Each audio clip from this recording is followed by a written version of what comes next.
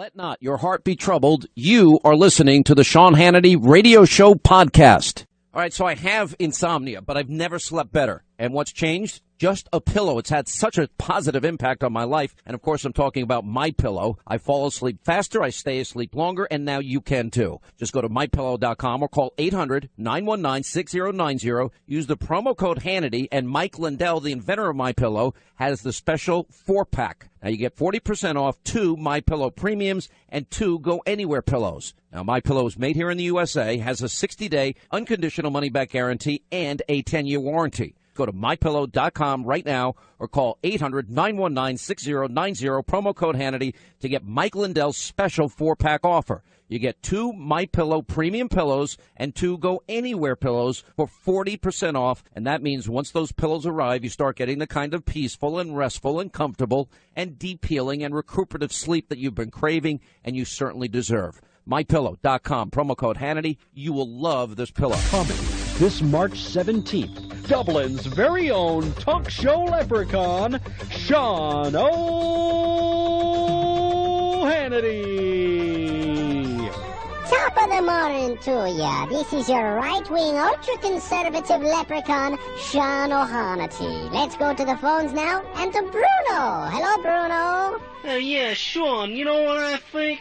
I think you're nothing but a little low-down, no-good, self-righteous little son of a bitch. Hey, now watch your language there on the Sean Hannity Show, Bruno. Now I'm going to have to Hannitize you with me lucky shillelagh.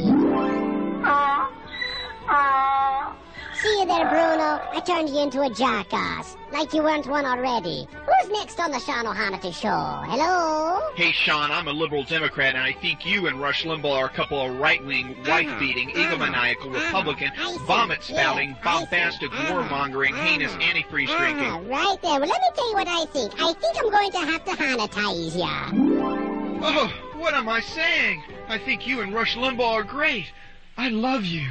Well, that's what we like to hear. Peace and love on the Sean Hannity Show. Who's next? That's Jimbo incoming. Hey, What? Sean. What? Hey. What? Look, listen, I got my Confederate flag in the back of my pickup. You know what, Jimbo? You're nothing but a redneck loser for a lost cause. Who's next? It's stimulating conversation with Dublin's very own conservative leprechaun, Sean Hannity. Call and be Hannitized.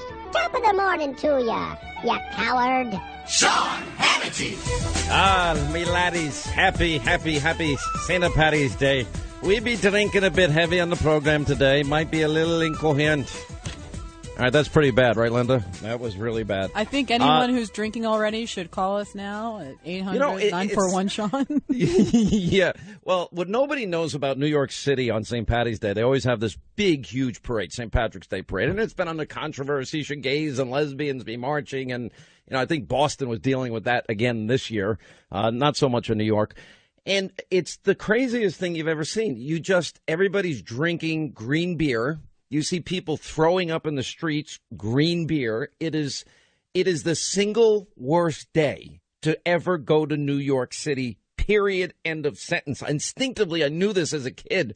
My mother took us once, and I was complaining so much that I was hungry. She said, fine, we're going home. And I felt terrible. Then I got home, and I'm like, this is great. Thank God I'm not out there in the freezing cold again. Anyway, happy St. Patrick's Day, and everybody's Irish today on the program, and we got a lot to get to. All right, so in Germany, we had Chancellor Merkel and the president having this big joint press conference together, meeting together today, and we're going to get to that. There are some security issues that are emerging. We've now found out. Remember this guy that jumped the fence the other day, was on the White House grounds for 15 minutes, maybe 20, before he got caught, according to some sources. Then a laptop was stolen, literally ripped off, that had all of the floor plans to Trump Tower. This is a huge breach in protocol. Pete Hoekstra wrote a very fascinating column today. Can Americans trust their spies? I can answer it from my perspective. I think you can trust most people. Just like you have one bad cop doesn't make every cop bad. You have one bad, doctor doesn't mean every doctor is bad. One bad talk show host doesn't make every talk show host horrible. On the minds of liberals, it's probably true. They hate them all. I hate broad sweeping generalizations like that. Also, we're really psyched because Camille Paglia is going to be on the program. Everyone says Paglia. I've made that mistake myself. Fascinating woman. I mean, you talk about an iconoclastic, free-thinking woman that just debunks the myth of feminism and what it has evolved into today and the attacks on masculinity. She is a prolific writer, amazing thinker, and so we're honored to have her on the program. Let me start, though. I got to set the table. I cannot tell you the degree to which I am frustrated with Republicans, that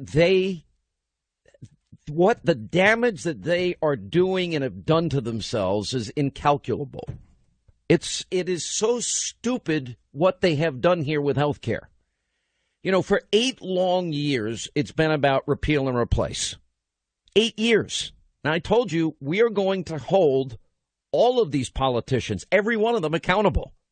This is literally like the one big chance we have to stop this precipitous decline in the country and create an opportunity society, a free society, if you believe like I do, that every man, woman, and child's created by God and every single person born has talents, and with a little bit of sun and water and a little food, these munchkins grow up with incredible talent. The word education comes from the Latin to bring forth from within.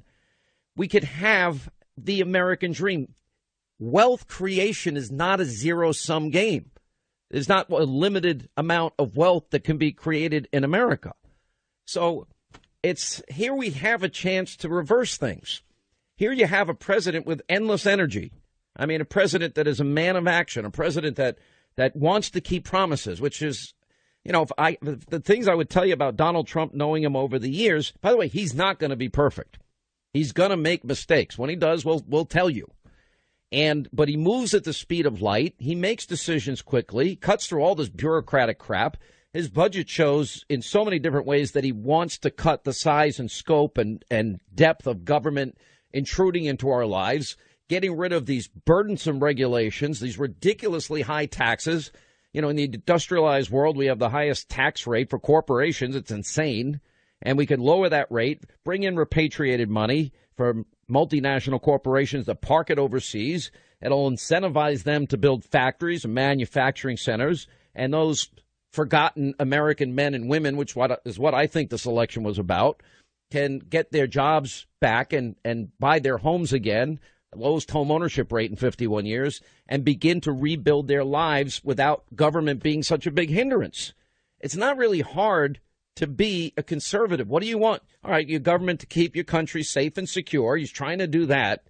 And then you want an American economy that is thriving and growing, and there's no end to the amount of wealth and growth and prosperity and opportunity that you can build. There is a better way than what we have gone through the last 8 years. And that's why I believe he got elected. The guy that nobody in the media thought would win, the guy that they lie about all the time, the media that colluded with Hillary, the media that lies about him daily, the conspiracy theories an hour that are thrown out there about Donald Trump and advanced with no compunctions whatsoever, period, end of sentence. So the Republicans, after 8 long years, you would think, and I know they had 9 plans. I knew there were 9.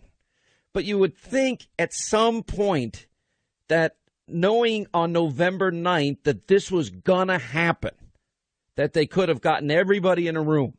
And that means even these great intellectual think tanks within conservatism, the Libertarian Cato Institute, that's where Goodman and Musgrave wrote the book Patient Power about healthcare savings accounts, or Heritage Action. The Heritage Foundation played a pivotal role in Ronald Reagan's successful agenda. You've got some really smart people there. You got smart people in the Club for Growth, Steve Forbes' ideas, and guys like Steve Forbes and others that understand economic theory that becomes reality. It's not just intellectual plasma that means nothing. All these groups could have assisted. Americans for Prosperity, another one. Get them in a room. Find out their great ideas. Bring in Dr. Umber, who I talk about at Atlas MD in Wichita. He's been able to duplicate his cooperative system around the country and creating a model that is cost effective for every patient, offers concierge care for $50 a month. You couple that with catastrophic insurance, and you basically have everything covered, and you have an available doctor for you 24 hours a day. Pharmaceuticals at a 95% discount. There's so many new, innovative, creative paradigms that can be made, and we don't do it. So that is, to me, very frustrating. Now, I actually blame the House and Senate, and listen, they have obstacles. I know you got some liberal members, you got 23, 24 Republican congressmen that are in districts that Hillary Clinton won. Okay, they've got their concerns. You know, their main concern, though, should not be, I'm worried I might not get elected. Who cares? What's the worst that can happen? You're not being called congressman or senator anymore? Really, that's my problem? Are you there to be a public servant, or are you there to advance your career at all costs? I mean, at some point, you got to decide, are you there to do what's best for the American people? And the hell with what the consequences are. Usually, good governance leads to greater politics. You'll win if you do good things, if you keep promises. So you got them, then you got people on the other side, and you've got the Freedom Caucus. They're not on board today. They're still not on board. And I'm still hearing from them that they're not even being contacted often by House leadership. And I hear from them that the person that reaches out to them the most is the president. So now the president, they sent him out there with the bill, and now the president basically has to do the cleanup job that he didn't necessarily need to do. And unfortunately, what I see evolving is, and I know that he met with the study group today, and that's more moderate conservative of a group, and not as conservative as the Freedom Caucus. Good members in there. We'll talk to some of them later in the program today. And what's not happening is they're only trying to get to the magic number. They're not trying to get the bill that is the best for the American people. And as is often the case, those with conservative thoughts and conservative ideology, this was more the case under John Boehner, they are kind of, well, if we can probably just peel a few of them away, then we'll have enough votes, and then we'll be able to pass the bill, whether or not it's the best bill that we could do for the American people. I understand the sausage-making analogy. I understand how making laws happens. I'm just saying, if we're going to create new paradigms, how about a paradigm where you don't write the contract first or get ahead of yourself or put the cart before the horse, and you end up building the consensus and building the bill first, and then you write up the contract. And they had it ass backwards from the get-go here. And that's what frustrates me. I'd rather not be spending my time on this program telling them how dumb they are. I'd rather them be successful and go do what I've been suggesting. And I'm not saying I have the answers to everything here. But if you bring these smart think tank people in, and you bring the House Freedom Caucus in, and you bring the more liberal moderates in, and you bring the study group in, and you bring in the senators that are going to matter, like Rand and Cotton and Rubio and Lee and Cruz and whatever, then you've got a chance that you can build the box that everybody can live within and make the best bill possible. And honestly, that should be the goal. Now, we'll get to that today. We also have these instances. We're going to compare Germany's migrant crime and how the crime has skyrocketed and how it would impact America if we made the same mistake as Germany did. We'll get to that.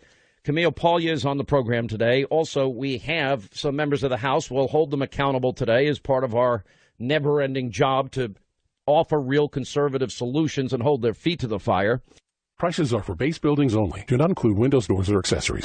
Warning! Don't let your business get left behind in what is likely to be the biggest economic boom in recent history. If you need to build to grow your business, call General Steel today. Steel prices are expected to rise, but you can still lock in your price on a General Steel building if you call now. For example, a 40 by 60 foot building is still less than $25,000. Even an 80 by 150 foot building is under $99,000. Imagine 12,000 square feet for under $99,000. land. This building is designed for your needs, no wasted space. And you get the General's quality and 50-year structural warranty at a price you can afford. You can still save as much as half the cost and time of conventional construction by calling General Steel today. As much as half. So don't let rising steel prices put your project out of reach and stop you from making your company great. Call now. 877-81-STEEL. It's not too late. Call 877-81-STEEL. That's 877-817-8335. You know, if you add that to the rally he had in Nashville the other night, I mean, he was so in the zone. I mean, it's like watching a pitcher. He can't miss the corner. He can't not strike almost everybody out. He's just in his zone. Or, you know, watch a basketball player on a run that he's just. It doesn't matter where he's shooting from. He's gonna swish the ball. You know, one thing that the media is missing about Donald Trump that they don't know, he's really funny. I mean, if you watch these rallies that he has, now, number one, I'm really happy because a politician saying I'm going to keep my promises. All right, that's important to me. But if you watch him and when he takes the finger and all those liars back there, they're right, fake news, liars, fake, phony, they're all liars back there. And he just calls them out. If the media wasn't so sensitive to it, they don't know how to deal with it. In the interview he gives to Tucker Carlson the other day, it was funny. The president says, you know, and I had this discussion with him at one point during the campaign. That's what made it so hilarious when they were saying Sean Hannity said they need a purge the night before. He listened to Hannity and he fired 43 U.S. attorneys. I wasn't even talking about the attorneys. I was talking about the deep state, intelligence leakers, Obama holdovers, and career bureaucrats that are sabotaging him and releasing information that is illegal and a felony. Wasn't even talking about the U.S. attorneys. What do I know about these U.S. attorneys? Nothing. So it just, although Bill Clinton did it, nobody seemed to care then. It's just he's got these people's number. Then he goes to Tucker, you know, I got 80, 90, 100. I don't even know how many. Instagram, Facebook, Twitter. I don't really need the media. I can bypass them. I have my own newspaper. I can reach 100 million people. And this, you know, as every single thing that we pointed out, for example, that there's no evidence whatsoever on this Russia connection and with the Trump campaign. And for 6 months now, that's all you hear without a shred of evidence. Why should Haddis Gold, I just tweeted it out to, why should the president talk to people that colluded with Hillary Clinton in the last campaign, that lie about him and propagate these phony conspiracies every day? He doesn't need to, ever. Why should he? All right, 25 till the top of the hour, 800-941-SEAN if you want to be a part of the program. Well, the president did say this about health care. Then we're going to move on to the Merkel joint presser that they had. That was so funny. That was so funny. And, you know, well, can you prove you're a wiretap? Can you prove it? Well, just ask the New York Times. They reported it. And, of course, they're never going to go after their own. There's like this little media cabal. And I've picked up on this more than anything else on social media, where all these inside the Beltway, liberal-leaning, leftist, groupthink media people, they all pat each other on the back.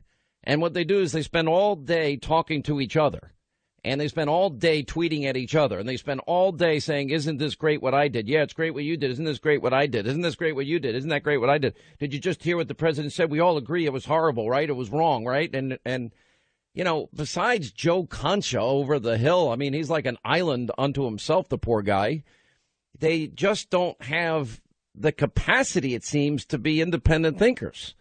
And it's a really bizarre, almost cult-like environment and bubble in which they live in. Now, I can tell you more about it because I've been around this for a long time. There's a really big reason why I've never been to a White House Correspondents' Dinner in my entire life. Kellyanne, I was talking to her the other day, and she goes, well, you're coming to the White House Correspondents' Dinner. And I said, no. She goes, well, why not?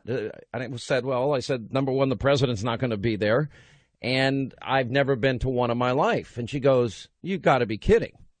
I said, no, I've never been to one. And she goes, how is that possible? I said, well, Fox tried to make me a bunch of times, but I always end up getting sick the day before. It's like magic, which isn't true. I've lied to Fox and said I don't feel good today.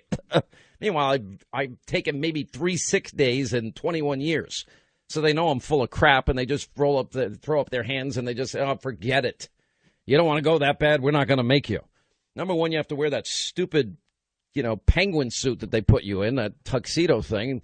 The person that invented that should absolutely, who in their right mind would ever make a thing like that? I don't know. The most uncomfortable thing in the world. I'm a jeans, T-shirt, golf shirt, sweats, baseball hat person myself. And so I don't like getting dressed up in those clothes. The worst hour of my day in terms of fashion is the 1 hour on TV, because that's not how I look in real life. I never wear a tie. I hate ties. I despise ties. Anyway, so she would say, well, you never go there. And I'm like, because I don't like them. I just said, we have nothing in common. They're now caught up in this very bizarre whirlwind where they have been advancing lies, colluding with Hillary. They've gotten exposed by WikiLeaks. And now they sit there. Oh, my gosh, what did I was reading it just now. What did the president say that they have it in common, that Obama wiretapped them? Oh, where's the evidence? Well, meanwhile, many of these people themselves reported it. Many of these people themselves ran with it. So maybe Donald Trump, all he needs to say is, whoopsie daisy, maybe we need to apologize for getting that wrong. But don't worry, if they put it on A1, the original story, if they do a correction, it's going to be on A50. And I've been a victim of this my entire career. I'm so used to it. I'm impervious to it. I don't care. It's like water off a duck's back.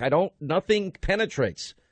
And I tried to I got attacked yesterday, and I'm like, it's just not true. I mean, I'm just rolling my eyes, kind of laughing and saying, keep trying, guys. You didn't get me yet. 21 and a half years at Fox, 30 years in radio, and you haven't brought me down yet. But their goal is to do that.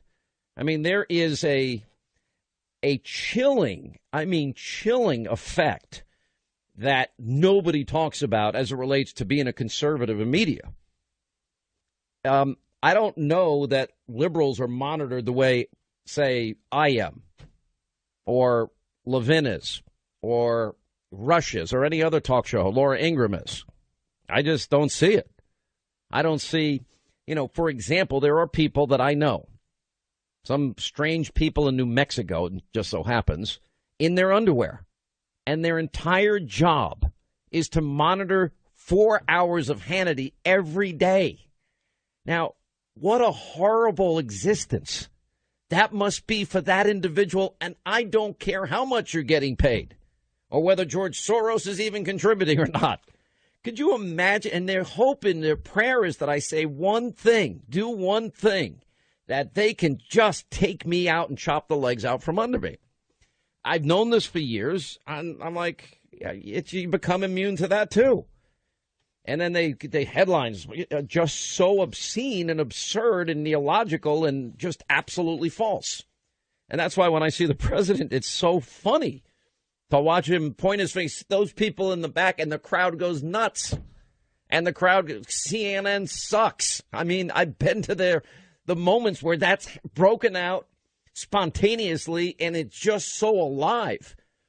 Because what the media hasn't quite figured out yet is the American people are now hip to their bull.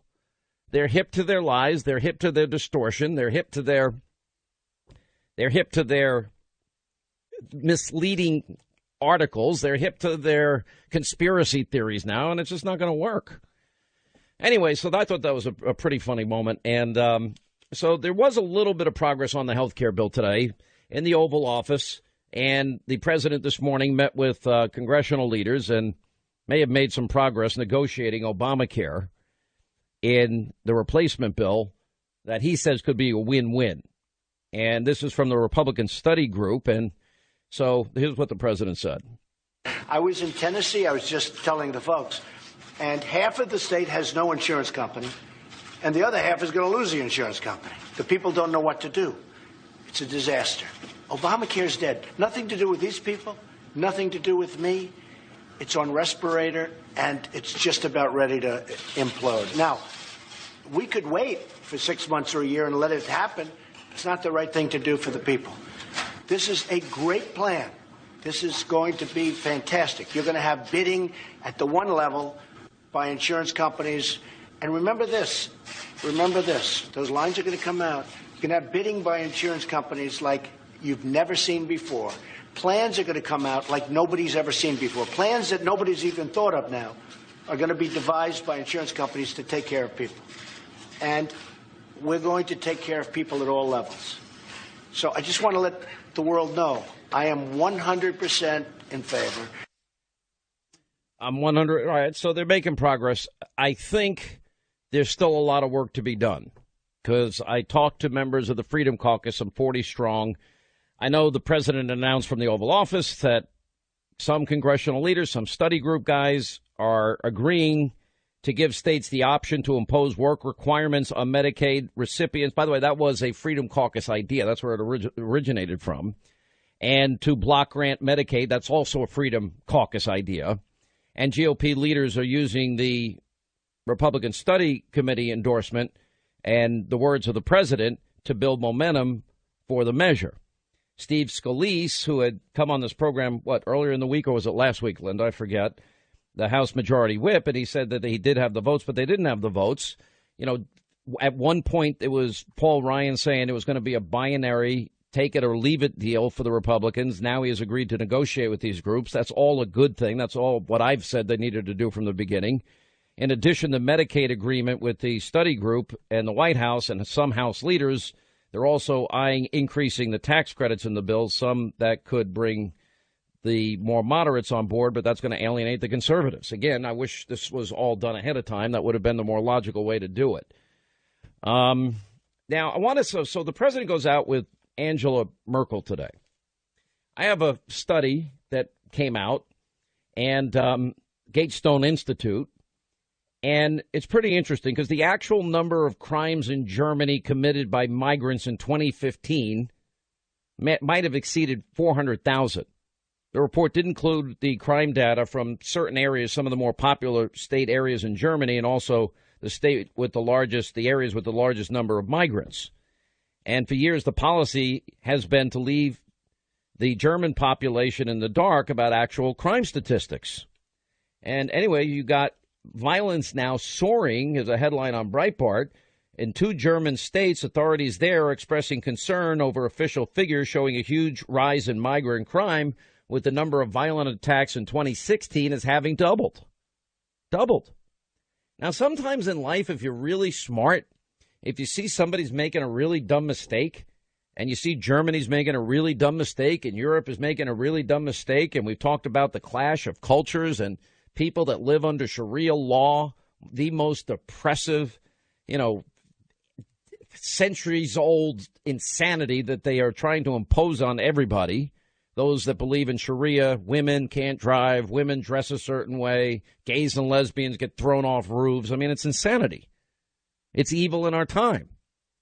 I mean, and that's why Hillary taking the money from all those countries that practice Sharia, the fact that didn't tell women and women voters and women's rights activists and gay and lesbian activists, well, maybe you disagree with conservatives on gay marriage. Who gives a rip? Nobody cares what you're doing in the privacy of your own room. Nobody I know cares what anybody does in the privacy of their bedroom. I don't know a single person. Linda, does anybody care what you do? No.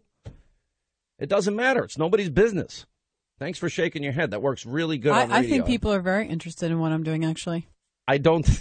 Maybe they are. If they are, they're weirdos. But putting that aside for a minute. So they've got now refugees entered into the crime scene in the last year in Germany. The rise of violence by asylum seekers is astronomical. Now, the release of figures revealed a 95.5% spike in the number of physical attacks carried out by asylum seekers and migrants. That's a 60% increase.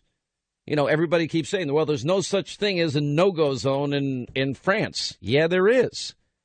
How do you reconcile somebody that comes from a country that believes that women can't drive a car, can't leave the country without a male of an adult male's permission, are told to dress a certain way. They can't leave their house unless they have a male relative with them. They have morality police. If a couple likes each other and they're holding their hands in a town square, they're likely to get beaten in public and flogged, or a country that throws gays and lesbians off roofs or just hangs them, and a country that persecutes Christians and Jews. How can you take money from a country like this? How, if somebody grows up in that society under that culture, which is the antithesis of every single human right belief we have as a culture, how do we reconcile those differences that are so at odds with our simple, most basic, most fundamental constitutional beliefs and freedom for everybody? And how is it possible? I mean, we talk about vetting a lot. And I think that the president's executive order on vetting, I think Jay Sekulow is a smart lawyer. He thinks, we're going to have the same result from the Ninth Circuit. Then it'll go to the Supreme Court. He's predicting an 8-0 typical beatdown of the Ninth Circuit. But how, if we're going to vet anybody, and you come from a country that has these backwards beliefs as a practice of the culture that you grew up in, how do you reconcile or how do you vet somebody's mind and heart? That's why I've never been a big supporter of hate crimes legislation. How do you possibly know what's in somebody's mind, head, or thought as they do it? You punish them for the crime they committed. George W. Bush, remember the James Byrd ad in 2000? He didn't support hate crimes legislation for these animals that dragged this innocent man to his death. It was disgusting. It was despicable. It was evil. But George Bush supported the death penalty for the guy.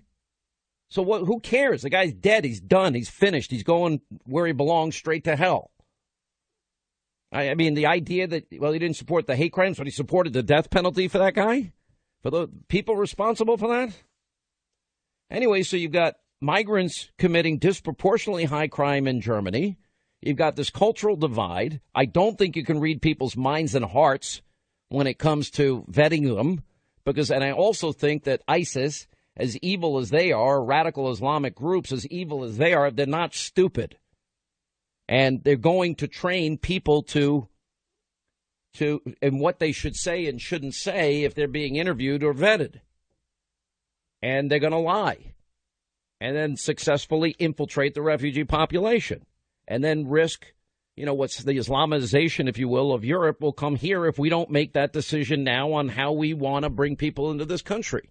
And whether you share our values, whether you want to assimilate, whether you want the better life or you want to indoctrinate us into your theocracy. Simple stuff here. Let me start with the president's tweets yesterday. This idea that maybe President Obama ordered an illegal wiretap of his offices. If something like that happened, would this be something you would be aware of? I would certainly hope so. I can say, obviously I can't speak officially anymore, but I will say that for the part of the national security apparatus that I oversaw as DNI, there was no such wiretap activity mounted against the president-elect at the time, or as a candidate, or against his campaign. I can't speak for other Title III authorized entities in the government or a state or local entity. Yeah, I was just going to say, if the FBI, for instance, had a FISA court order of some sort for a surveillance, would that be information you would know or not know? Yes. You would be told this. I would know that. If there was a FISA court order on something like this. Something like this, absolutely. And at this point, you can't confirm or deny whether that exists? I can deny it. There is no FISA court order? Not to my knowledge. Of anything at Trump Tower? No. He replied, and I quote here, "The story that we have millions or hundreds of millions of dossiers on people is completely false." The reason I'm asking the question is, having served on the committee now for a dozen years, I don't really know what a dossier is in this context. So what I wanted to see is if you could give me a yes or no answer to the question, does the NSA collect any type of data at all on millions or hundreds of millions of Americans? No, sir. It does not? Not wittingly. There are cases where they could inadvertently, perhaps, collect, but not wittingly. And here's something that I don't mean to freak you out with, but I think is true. Even our memories are not absolutely private in America. Any of us can be compelled, in appropriate circumstances, to say what we remember, what we saw. Even our communications with our spouses, with our clergy members, with our attorneys are not absolutely private in America.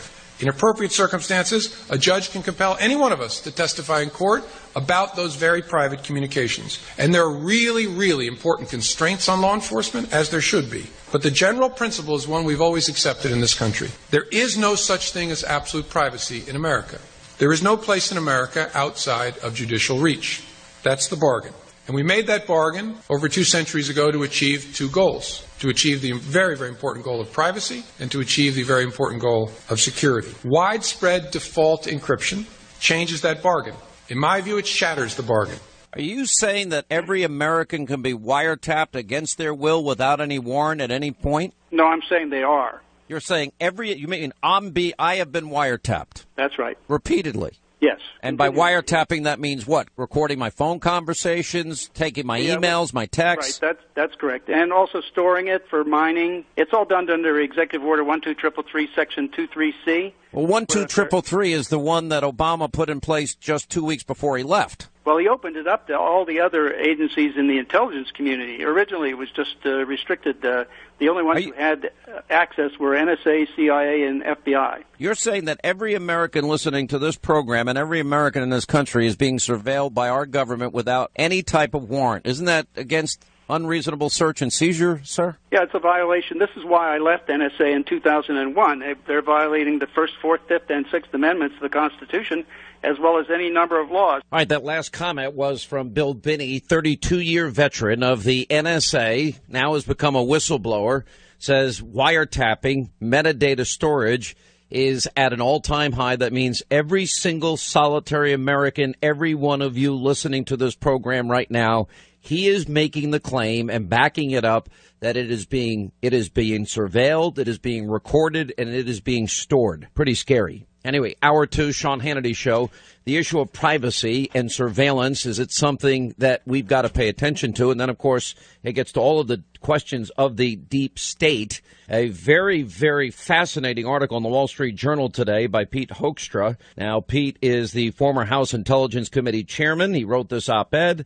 And, sir, welcome back to the program. It's an honor once again to have you. How are you? I'm doing just fine, Sean. It's great to be with you. Well, is Bill Binney right? Is every call, every text, every email being gathered and stored by the government in these big metadata facilities? Well, clearly, I've been out of the intelligence community now for 5-6 years. And clearly the metadata, the record of phone calls made and received and those types of things is information that the government has had access to and has had access to for a long period of time. Actually recording those conversations, the content of those conversations, and making those available to our foreign intelligence agencies, that would be against the law. And unless they've started that recently, that was not something that they were doing prior to January of 2011, or at least they weren't doing it. At least Congress was not aware of it. Let me ask you about the comment of the FBI director, James Comey, about no such thing as absolute privacy, because I think that was a fairly shocking statement that a lot of people didn't really pay a lot of attention to, but it got my attention, that's for sure. Well, especially when he starts talking about no absolute guarantee of privacy, even in the absence of a court order. That is scary. And, this is why we really have to take a look at these intelligence communities and exactly where they're going. As I pointed out in my op-ed, so far they've let the American people down over the last 7 years. We've had 3 major breaches of cybersecurity with Bradley Manning, Ed Snowden, and now what happened with the CIA. The CIA has disappointed us. The intelligence community has disappointed us because they're agencies. They are spies that cannot keep secrets, and that's not a good place for anybody to be. The second thing that you've got here is what happened with General Flynn. They took some of our most sensitive information, the collection of American conversation. And these things are supposed to be deep sixed. And instead they transcribed these comments by General Flynn. They spread them across the agency, and then someone leaked them to the press. And this clearly was a targeted operation against the Trump administration. And so the intelligence committees on the Hill, they need to get really serious about these breakdowns in our intelligence community, because the intelligence community has lost the trust of the American people. They've got, I want to just say something, because what you're saying is, Peter Hoekstra, is so profound, and it's really scary. I want to also say something. It's also like when sometimes I'll hear broad sweeping generalizations. I don't like when they say if you have one bad cop, people will generalize, well, all cops are like that. That is just factually inaccurate. My take on the brave men and women that work in intelligence, which in an evil world we certainly need, is that most of them are dedicated public servants, many of whom actually risk their lives in covert operations for our safety and security. But you're right, and you're asking, can Americans trust our spy agencies? When I hear something like that from Bill Binney or James Comey, and then I look at all these intelligence leaks, you're right, what they did with General Flynn was wrong on a lot of levels. Weren't they supposed to minimize that call? And isn't it usually past practice that they would put an American, wouldn't even put the individual's name on whatever report they ended up writing, and certainly not leak it for political purposes? Oh, no, that's I met with the people who did this collection, and they were very clear when I met with them. They said, hey, Pete, if we ever, or Chairman, if we ever collect on Americans, the number one thing we do is, we deep six it. That information goes places where nobody should ever be able to find it. Now, if as we're reading this conversation, we find out that it may have some national security implications, we may distribute it, but we will never attach the person's name to it. And then we'll go, if we want to do more surveillance, we'll go get a court order to surveil that American specifically. But clearly what happened with Flynn is they collected on Flynn, they transcribed it, they didn't bury it. I don't know what they heard that had national security implications, but then they spread it across a number of agencies, which I'm not sure was lawful. And then what clearly was unlawful, someone decided to take that information and give it to the press. The press published it, and General Flynn was blindsided. And I think inappropriately and illegally. And that's what I have been saying when I say we need a purge of the deep state. In other words, if we have high-level intelligence officials that are leaking this type of sensitive data, that's a big problem.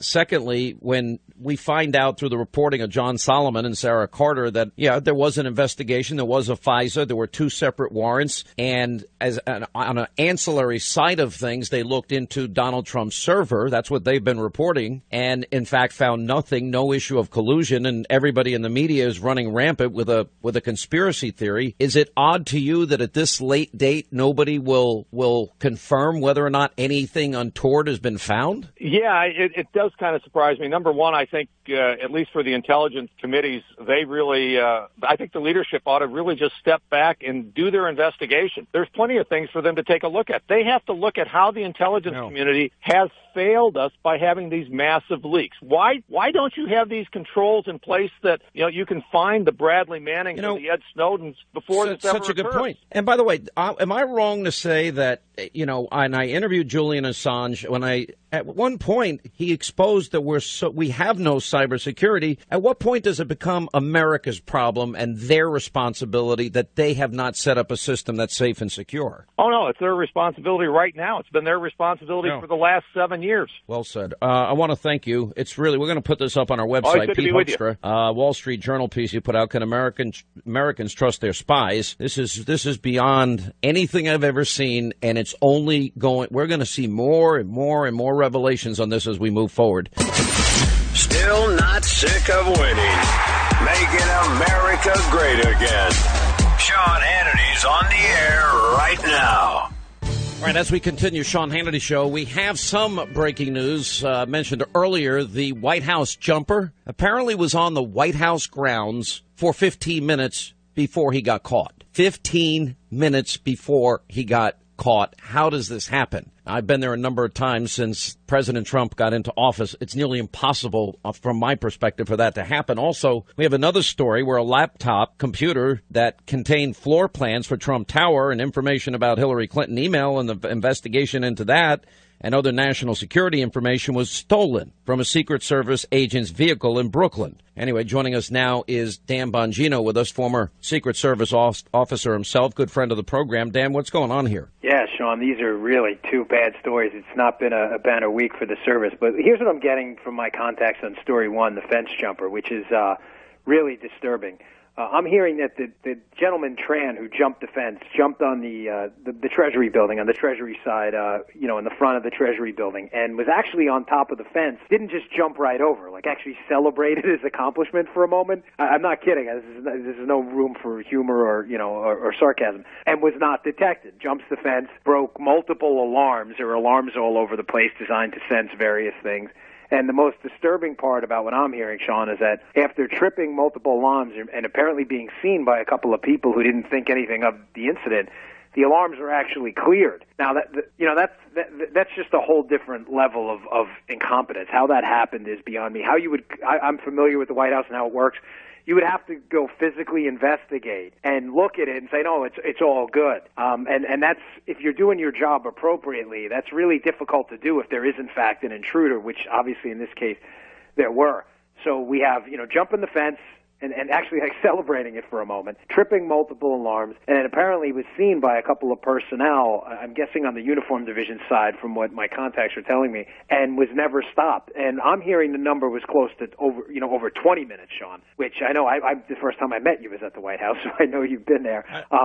It's what you're describing, having been there, is almost impossible to me. I mean, think about it. When I saw you were walking from the West Wing entrance to the Oval, and you probably, and that's, I don't know, maybe 50 yards, you probably ran into about 20 people, right? I mean, I ran into you. I was getting food. Right. So you know how difficult it is to do, to be on the grounds, and that's a 2-minute walk for what you did. To be on the ground, from what I'm hearing, over 20 minutes, and to be seen by a couple of people and never removed, detained, arrested. Listen, I'm not trying to pile on here, but, I just find it odd, Sean, that when I did a Fox hit last weekend on this when it happened, and I said, listen, the president's not safe in the White House. I'm telling you from a former agent's experience, they're understaffed. They have big problems. I kid you not that I was laughed at by the talking heads. They said, "Oh, what does this guy know? He was only, I was only a Secret Service agent who was there." And I said, "Is this a situation that deteriorated at the end of the Obama administration? Has it been a slow decline? Have they cut back on personnel? I mean, Sean, for as much as I'd like to attribute this to Obama, given my stark ideological differences with him, this has been a slow decline since they were encompassed by the Department of Homeland Security. And the long story short of it is, they had management that we were in Treasury was easily controllable. We were a really big fish in a small pond over there. Now we're a small fish in an enormous pond in DHS. Management over there became aloof. They had no need to change anything because there was really no one overseeing them in any significant way unless something happened. So the line in the Secret Service became, yesterday's technology tomorrow. That was the joke we used to use because they never updated anything. They didn't update the weapons. I mean, Ron Kessler wrote about this in his book 4 years ago, how some of the weapons weren't sufficient, the alarms would break all the time, the technology's old, and you have sclerotic management from 20 and 30 years ago who just, they don't want to do anything differently. So when you do the same crap, you get the same crap results. I mean, they need a complete flushing at the top. And one thing, though, Sean, I know you know a lot of the rank and file men and women, the agents. They're not the problem. They're young. They're hungry. They know what they're doing. If you were to get them in your studio now and do that whole masking thing where you mask their voices, they'll tell you exactly what I'm telling you now. They all know exactly what's wrong. It's the management that won't do a damn thing. They better get this fixed. And I said that for Obama, too. We've got to protect our president, period. End of sentence. But Dan Bongino, thanks for being with us. We appreciate it. That's a scary report, just like the Pete Hoekstra report was pretty scary. Author Camille Paglia is going to check in with us. Speaking of the White House, we're going to check in with Omarosa, who will join us next. And then we're going to get to your phone calls today. Toll free, it's 800-941-SEAN. You want to be a part of the program and much more. He didn't pay any federal income tax and hasn't paid taxes perhaps for the last 18 years. The revelation that Donald Trump didn't pay income taxes. Donald Trump is avoiding paying taxes. He won't pay taxes. The fact that he hasn't paid taxes for almost 20 years. He hasn't paid taxes in 20 years. Probably hasn't paid taxes in 18 years. We know he didn't pay his taxes for 20 years. He didn't pay income taxes for 18 years. Donald Trump hasn't paid taxes in the past 20 years. We're not even talking about the fact that Trump didn't pay taxes. Now, the idea that Trump hasn't paid taxes in nearly 20 years. That means Trump hasn't paid taxes since the year his next wife was born. I think the biggest scandal is not that Donald Trump hasn't paid taxes for 15 years. It's that we've got a tax code that allows it. The Indiana governor shrugged off the likelihood that Trump didn't pay federal income taxes for nearly 2 decades. Donald Trump's tax returns have surfaced. Paid $38 million, looks like $38 million in taxes. You made me stay up till 9 p.m. to tell me that Trump pays taxes. All right, there you have it. More fake, phony, fraudulent news because, well, the 2005 return, Donald Trump hasn't paid taxes in 20 years. Well, yeah, he's paying a pretty big share, a hefty share, paying more by far. The Obamas paid what, from 2000 to 2015, $6.1 million. In 1 year, 2005, Donald Trump paid $38 million. And by the way, paid a higher rate than the Obamas, a higher rate than NBC Comcast, a higher rate than Bernie Sanders. He didn't deduct his underwear, used underwear, like the Clintons. It just, I don't know what else to say when you know, this is the media being dead. It just is unbelievable. Anyway, we welcome back to the program somebody who's actually become a really good friend of mine that I really like and really admire. She's the only person that goes by one name for me anyway. Omarosa is back with us, the assistant to the president, director of communications for the Office of Public Liaison. You know what's amazing? So I play this montage, and all the media is saying for 20 years, Donald Trump never paid a penny in taxes. So they have this big reveal, and in 1 year alone, he paid more than Obama's paid his entire life. You know, the last 15 years, the Obamas paid $6.1 million. He pays $38 million in a year. He pays a higher rate than the Obamas, a higher rate than Bernie Sanders, a higher rate than NBC Comcast, which made the big reveal and made a big deal out of nothing. And I'm sitting there thinking, you know, this is never going to end, is it? They are just at war with them, period. Well, they better prepare themselves because we're putting in 8 years to help make America great again. We're not just defaulting to 4. The president is going to do exactly what he said he's going to do. I look at these reporters and I watch what Rachel Maddow did, and she should be ashamed of herself. In fact, they're not. But by the way, didn't you laugh? Come on, my reaction was I don't think I laughed that. That was a belly laugh for me. It was like deep. I needed that laugh. Well, you know, the buildup was so great. I mean, I thought she was going to reveal something so dramatic and so terrible. And when she revealed the 2 pages, I thought, this woman has lost her mind. I couldn't believe it. And then I think she actually showed his Social Security number right on camera. I didn't see. Yeah, she did not black out his social when she held up the 2 pages. I have known the president for many, many years, and he is a man of action. That's how I would describe him, a man of endless energy, extraordinarily courageous, and a man of action. Unfortunately for him, I am really disappointed in Congress and the way they rolled out this health care bill.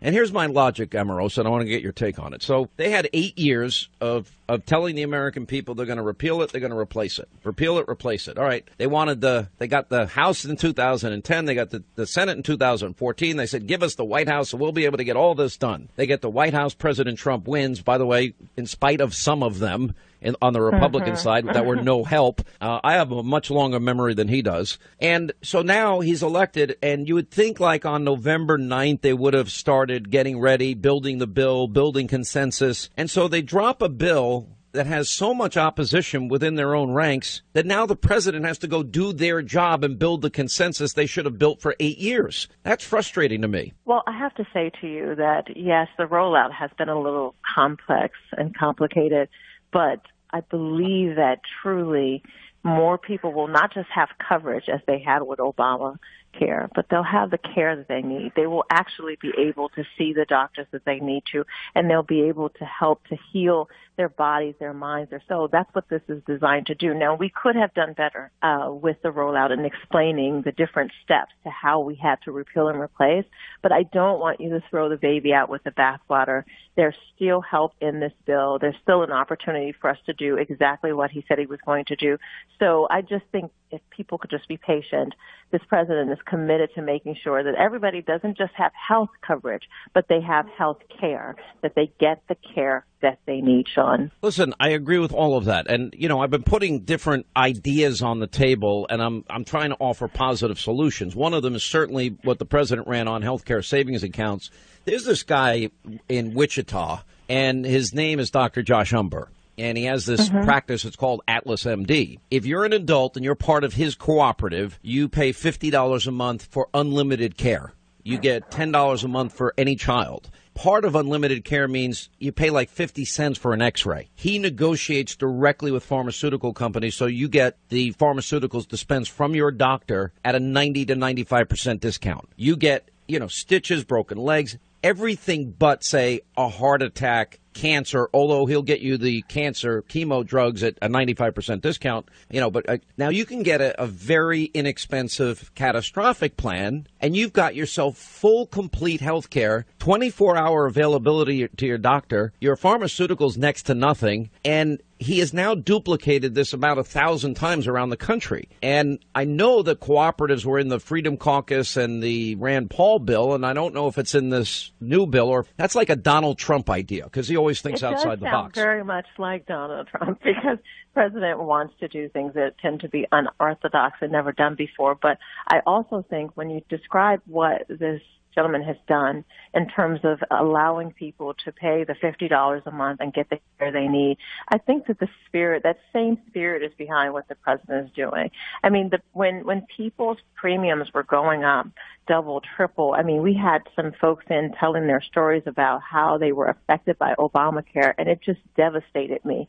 And so just know, and I know that your listeners that are at home trying to figure out, well, what's going to happen to me? Just know that we are working so hard every single day, and the president is working every single day to make sure I've actually been checking in with these different, like, for example, Congressman Mark Meadows of the Freedom Caucus, who's been against the House bill. I mean, I asked, well, how has negotiations been? And he said, well, I haven't heard from the House leadership, but I give the president an A++ because he's negotiating with us on a regular basis. He is. Yeah, I'm like, he is working the phones. He's calling folks. You know, we've invited folks over to come and do everything from bowling to sit down to listening sessions to meeting. He's putting in the time. He's committed to making sure folks are all on board. He had 12 members here earlier today, and he was talking to them. They all came in the door with a no, and I believe that they all left supporting it. So he is actually the master negotiator, and he's You're talking about the conservative study group. I think met with him earlier today, right? Right. They came in, and I'm telling you, they came in opposed to the president. When they left, they were all on board, and that's the type of gift that he has in terms of connecting with people and allowing them to see his vision. Yeah. Let me ask you about what's happening in Flint. I know this is something that you've been paying very close attention to. Can you tell us about it? Yeah, you know what's happened in Flint. A couple of years back, they decided to switch their water source.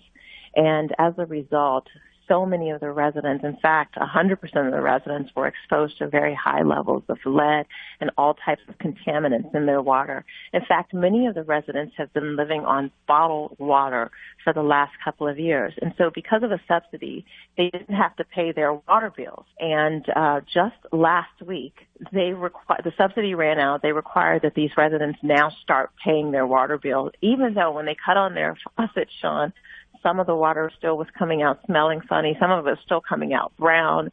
There are children that still show high levels of lead in their bodies. And, you know, the president was really concerned about this. He went to Michigan and he says, while I'm here in Detroit, I want to talk to this mayor and I want to see how we can help. What can we do? So he invited the mayor of Flint down to Detroit. And even in the middle of this insane event, he took a couple of minutes out. He says, I want you to come to the White House. I want you to sit down. I want us to figure it out. In the meantime, I went to work with a team here at the White House to figure out what resources do we have to help these folks, to make sure that they have clean water, they can cut on their water and not have to filter or boil the water. And we found the resources. The EPA is announcing, I believe it's $100 million that they discovered was available through some grants and some allotments, and they're going to be able to get the help that they need. But he made sure he put a team in place to find every available resource so that the little children of Flint would not have to be exposed to lead, these high levels of lead, 3-4 times higher than the average water sources in this country. It's so disgusting that this has gone on for so long. I remember the line the president used while he was campaigning, and he said, it used to be that the water was clean in Michigan, and we made cars in Michigan. Now it's the other way around. Now the water's dirty in Flint, and they make cars in Mexico. And both those things he clearly is taken seriously and is trying to get done, which is awesome. Yeah, he is very serious about that. And on the other hand, you also saw him in Detroit, also trying to build up jobs and bring back the automotive industry. And he met with the CEOs to say, what can we do there? And so every one of the campaign promises that he made, he's delivering on them one by one, whether it's Flint, whether it's jobs, whether it's car industry, whether it's police. Wow. You see him working to get this country back on track and to truly make America a better place. Listen, we've got a lot of cleaning up to do. I think are really off to a great start. They're going to have to clean up this mess in the House and how they get bills together. That's my criticism of them, and it seems like the president's doing his best to clean up the mess they made, but I'm disappointed with the Republican Party on that. Anyway, Omarosa, you've been great, and getting to know you, by the way, has been amazing. I had a very different view of you before I met you. I mean, you were so tough on The Apprentice. I couldn't believe it. You were tough as nails, and you're like... Yeah, but you know what? The president doesn't like to be around a whole lot of folks who are just yes people and weak. We'll never say that about you. Personalities. I know. Can I just say this before we go? I don't know if listeners know that you could be a preacher because of that event we did in Cleveland in the church. And you remember that with Pastor Scott? Yeah. I said, I'm going to bring it. Here we go. And I couldn't believe the reaction. It was fun. All right, Omarosa, God bless you. Always a pleasure. We'll stay in touch. 800-941-SEAN. You want to be a part of the program. News Roundup Information Overload is coming up next, and your calls also. The final hour of the Sean Hannity Show is up next. Hang on for Sean's Conservative Solutions. All right, we got time here for a few calls. Then, somebody I've wanted to interview, fascinating woman, Camille Paglia. I know it's often said Paglia. It's not. It's Paglia. And she's going to join us at the top of the next hour. And she's just a very interesting, deep, free thinker, prolific writer, amazing human being. And I've followed her, actually, for years. And I'm looking forward to introducing her to you as she talks about sex and gender and a lot of other issues, especially about the feminization of society, especially for men. It's pretty interesting stuff. All right, let's get to our phones as we say hi to Bill is in Minnesota. Bill, hi, how are you? Glad you called. I'm doing fine, Mr. Hannity. How are you doing this Patrick's Day? Oh, laddie, we're doing pretty good. God bless you. Back for the old land. What's going on? Well, I wanted to call and mention I've heard all about this Trump business with the tax returns, and nobody complained about President Bill Clinton's tax returns going back. If you go back to 1992 and you look at his effective tax rate on that tax return, he paid a little over 21% in federal income tax. Mm-hmm. Now, that same year, I was basically in the median income group, and my effective federal income tax rate was 18%. Right. So that means that Bill Clinton paid about 3% more in taxes than I did. And the tax structure is supposed to be set up where the rich pay more. Is that what I'm supposed to understand, right? Well, I mean, in reality, in truth, the bottom 50% of wage earners pay no federal income tax. The top 10% pays 78% of the bill. Right. So the top 1%, I think, pays 38% of the bill. Mm-hmm. So, yeah, you already have redistribution. The more you make, the more you obviously are going to pay. But, I mean, the tax, if you look at the percentage of tax that Trump paid in this 1 year, 2005, he paid a higher rate than Obama did. He, in 1 year, paid more than Obama's paid his entire adult life by a long shot. Exactly. And, I mean, by the way, and the fact that he sold a property and made a profit to a Russian oligarch, whose business is this? Who cares? Good for him. I mean, I've sold property and lost money. I've sold property and made money. It's not fun when you lose a lot of money on property, but that's the risk of buying property. There's a risk associated with starting a business. Life is full of risks. In a free society, I guess you either have a stomach for it or you don't. He's a risk taker. But I don't know. It's all this narrative. They want to make this rich versus poor, old versus young, black versus white. it's just sad the level of division that goes on for the careers of politicians. All right, news roundup, information overload. Camille Paglia, when we get back, straight ahead. I stand here representing the feminist majority, and this is what feminism looks like. I'm Allie Spiel, the president of the feminist majority, and I'm also on the board as the co-chair of the National Organization for Women, and we are standing together. Terry? I'm Terry O'Neill. I'm the president of the National Organization for Women. And we're both wearing red, in case you haven't noticed it, because we are standing strong with the marchers. This is a day without women. We have closed school districts. We have closed We're celebrating International Women's Day as the only way we can. We are resisting and we will be standing at 3. There's so many events going on nationwide. At 3 o'clock, join the resistance at the Department of Labor for women workers, because we will not tolerate these outrageous fight against raising the minimum wage, $15 for women, and include tip workers too. And to our detractors that insist that this march will never add up to anything, you. You.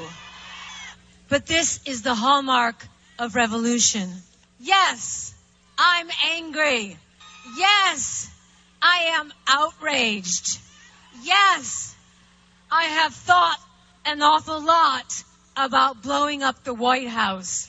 I am a nasty woman. I'm nasty, like my blood stains on my bed sheets. We don't actually choose if and when to have our periods. Believe me, if we could, some of us would. We don't like throwing away our favorite pairs of underpants. Tell me, why are tampons and pads still taxed when Viagra and Rogaine are not?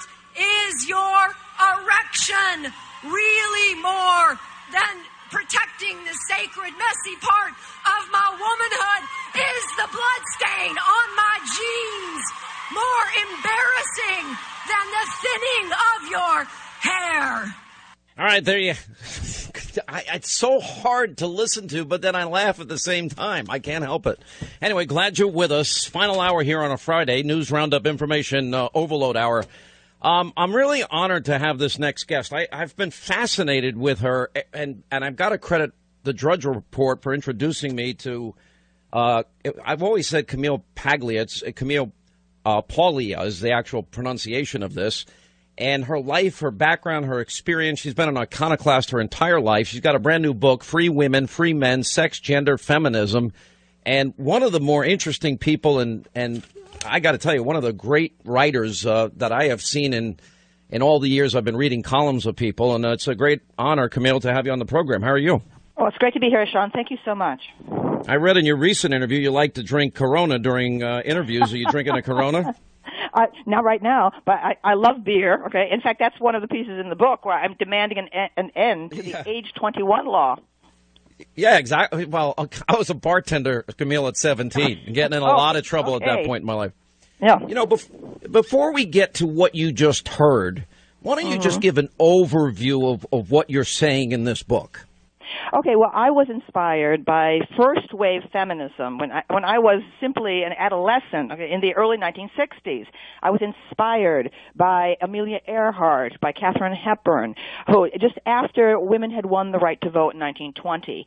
And those women never bashed men. They admired men. All they asked for was equality of opportunity for women to show that they could do as good as men had done all these thousands of years, okay? So, but second wave feminism, which came after I was already a feminist, okay, in the late 1960s, got really saturated with anti-male rhetoric, and I think it comes from a lot of these slightly unstable women who are attracted to movements. So I call myself a feminist, absolutely, but I am an equity feminist, okay, not one of these feminists who is always thinking men are the devils of the universe. That is so twisted. That is such a great, I don't hear this often. There's a woman, a guest we have on often. She's with the Federalist, D.C. McAllister. And you are right up. You guys are totally on the same wavelength here. You're right. It's sort of like there has grown this hatred for men, and I don't want to say the feminization of men in society, but it's sort of kind of happening. I mean, like when I was a kid, Camille, we used to fight every day. We played hockey. We threw our gloves off like the Philadelphia Flyers and the Broad Street Bullies, and we'd brawl. And then when we were done brawling, we put a little bit of ice on our lip, and we'd go fight again, and we'd go play more hockey. We didn't go run into everybody's mother or run to the principal or run to the teacher just because you had a normal childhood experience, and part of that is you fight. And I had to warn my son his entire life in school. Now, whatever you do, don't fight. Only if you're hit can you hit back. I mean, it's, give him 100 different rules. And it's like they want to throw you out of school and give you sensitivity training if you get in a normal experience. Exactly. The public schools have become this cesspool, banality, and of grinding down men into this feminized version of what they seem to think, men should be.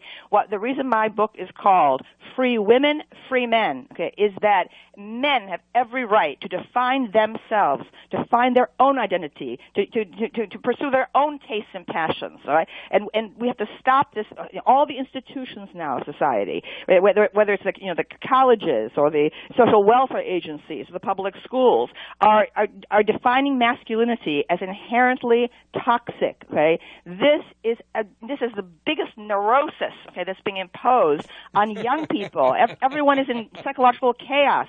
We've got to stop this. All right, men have a right, to have their own world, their own worldview. Okay, they do not have to cut themselves down to suit feminist commissars. I knew I would enjoy interviewing you. I really did. By the way, one time you took a shot at me, and I was devastated. Oh.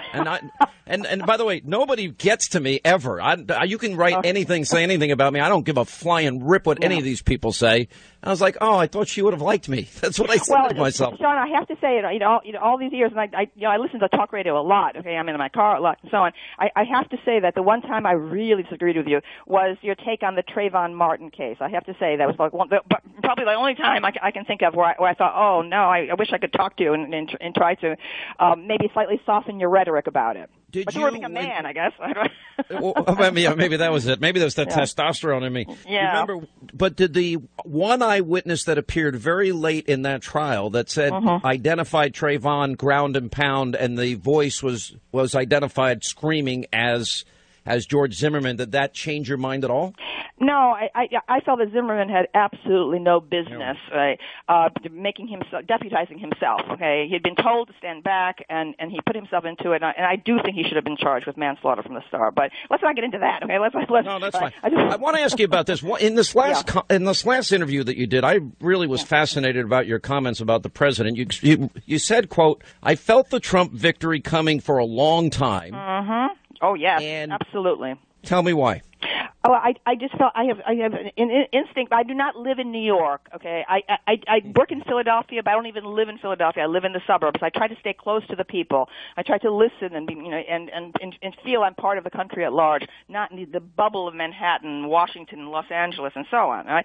And here's the point: I'm a Democrat. I supported Bernie Sanders. I voted for Jill Stein, etc. Right? But the reason Trump was elected was that my party, the Democratic Party, right, would not deal with very serious problems in this country, right? And the voters saw no solutions being offered by my party, and therefore voted for Trump, who is not a classic Republican, not at all. He's an outsider. Therefore, what his victory represents is a smashing of the party establishment in this country. He smashed the GOP establishment, and he has smashed the Democratic establishment. All right, and now let's hope he can govern.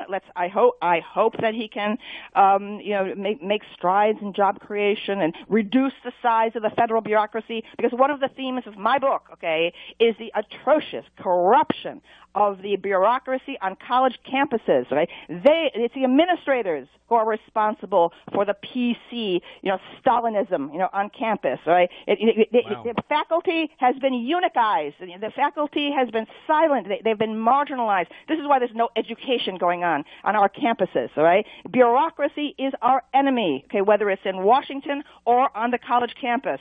All right, Camille, if you can stay with us. Camille Pollier is with us, and her brand new book, we'll put it up on Hannity.com, is Free Women, Free Men, Sex, Gender, Feminism. I'm going to ask you about these lunatics, those women marches going on with their vagina hats, and we'll get into that and so much more. All right, let's get to some busy calls.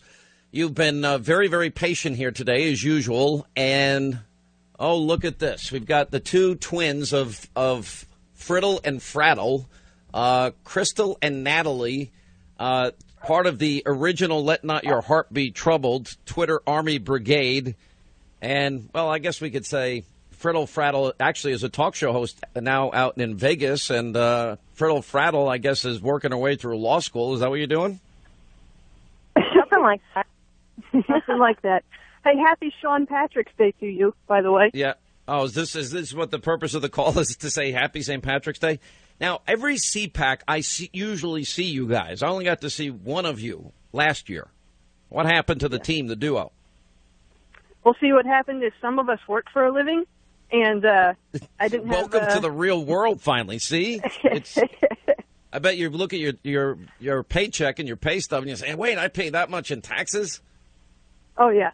Oh, yeah. I'm very much looking forward to when President Trump deals with our tax situation. And can I just say, this isn't why we called, but Sean, we had a lot of conversations about Trump as a candidate prior to the election, and you were pretty much a never Trumper and harassing me all the time on Twitter. I was never a never, but I had concerns, and I think some of them were in fact legitimate. But I have to say, I think he has done a phenomenal job thus far, and I think it's time for people who were like me. Well, it's past time. Just give the man a chance. Admit he's doing a good job, and let's work together and get some progress accomplished for our country. Well, here. I think you could say, Hannity, you were right again. I mean, that would Hannity, probably you were be right even the again. more. I'm glad that you were. I'm so glad that you were right. Natalie, why are you so quiet? I think you might have gotten too deep into the secret society where grown men dance around fires. Whatever that place is that you work in the summer. Yeah, no comment on that. But if you think that CPAC was a vacation, John, I worked the whole time. I worked the whole CPAC conference. So, yeah. All right. Is there a real purpose for this call, or am I saying goodbye? There is. What is it? There is. So basically, I woke up this morning and I thought that I was going to see myself on CNN because last night I showed a friend of mine, I have a Ruger LC9, and I showed it to them, and I thought that this was going to be breaking news, but it wasn't. So, yes. Don't whatever you do, don't show anything to a friend ever. It's going to be the headline will be a massive. That's not what happened.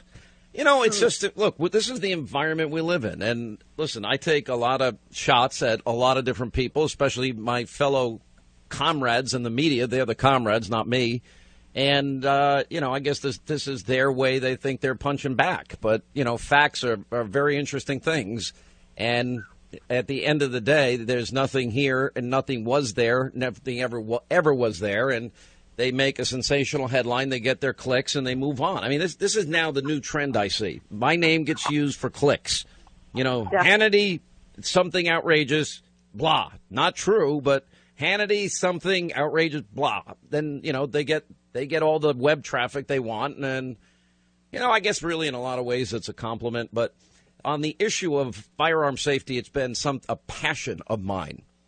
And I do things that nobody ever does in terms of safety, and I'm just going to keep it all to myself right now, but we'll talk about it another day. But that's imagine what would happen if we posted your March Madness bracket. Oh, you go ahead, post it. You can. You wanted my bracket, and I sent it to you. I'll post it on Hannity. Hey, John, you're doing well. I have to say, normally I don't admit when you're right, but Middle Tennessee was a good pick, and I was laughing at that one behind your back. Yeah, well, I made a pretty good pick. You could actually thank my 18-year-old son who helped me with my bracket. Well, we knew somebody. I figured you had to have help. Yeah. No, I mean, we talked about each pick individually, and it was my bracket, but I talked to him about it. That's nothing bad about that. All right, girls, got to run. You all have a great day, great weekend. Good to talk to you all. Let's get to our busy phones. Let's head to Ohio. Rick in Ohio, what's going on? Hey, buddy. How you doing? I'm good, sir. What's happening with you? Just thinking about the health care thing with Ryan. I know he said he's been working on it for 20 years. That's back in Clinton days. I'm like, where's this?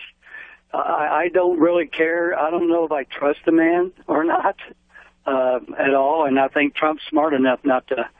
I know they're going to make some changes, they said, to improve it, but I am not a happy camper with Ryan. I think he's like a Boehner wannabe. I don't know. But I wouldn't trust him myself. And there's nobody I know that.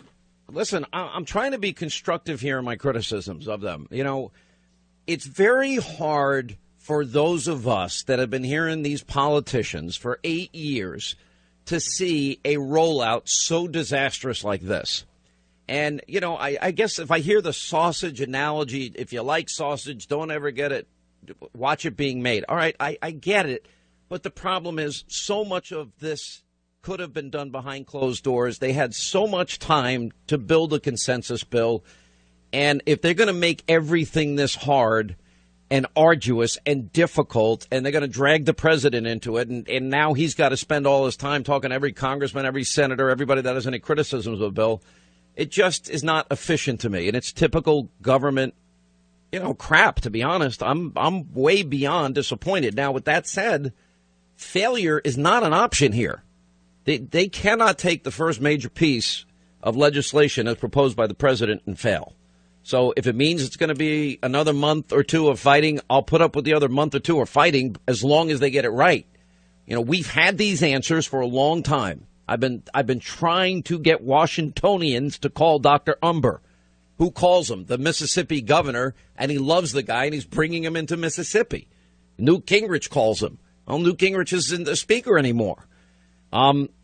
It's frustrating. There are answers, these cooperatives that I keep talking about. That's a real, honest to good, practical answer for health care for every American, that we can duplicate this incredible model. And health care savings accounts, especially for younger people. You know, they're going to go most of their adult life only needing checkups. Maybe they get a broken bone or need stitches. Maybe they have a car accident, but it's not too bad. They don't need health care until they start getting older. I mean, 95% of health care bills are spent on the very old in the country.